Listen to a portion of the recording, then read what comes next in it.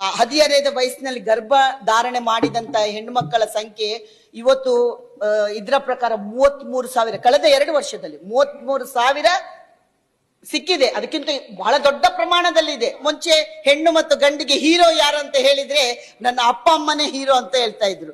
ಆದ್ರೆ ಈಗ ಹಾಗೆ ಅಲ್ಲ. ಈಗ ಅವರಿಗೆ ಆ ವಯಸ್ಸಿನಲ್ಲಿ ಅಪ್ಪ ಅಮ್ಮ ಹೀರೋ ಹಂಗೆ ಕಾಣಲ್ಲ, ವಿಲನ್ ಹಂಗೆ ಕಾಣ್ತಾರೆ. ಆ ವಯಸ್ಸಿನಲ್ಲಿ ಅವರಿಗೆ ಯಾರು ಪ್ರೀತಿಯಿಂದ ಮಾತಾಡ್ತಾರೆ.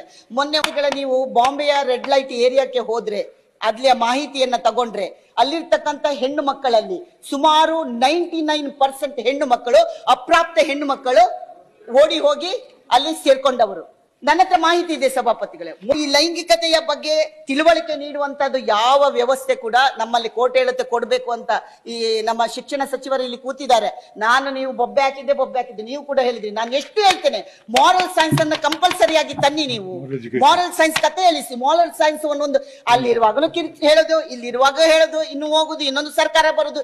ಇದು ಯಾವಾಗ ಅಂತ್ಯ ಆಗುತ್ತೆ ಗೊತ್ತಿಲ್ಲ. ಯಾಕೆಂದ್ರೆ ಈ ಹದಿಹರೆಯದ ಮಕ್ಕಳ ಸಮಸ್ಯೆಯನ್ನು ಬಗೆಹರಿಸುವಂತ ಬಹಳ ದೊಡ್ಡ ಜವಾಬ್ದಾರಿಯಲ್ಲಿ ಇವತ್ತು ನಾವು ಕೂಡ ಒಬ್ಬರು.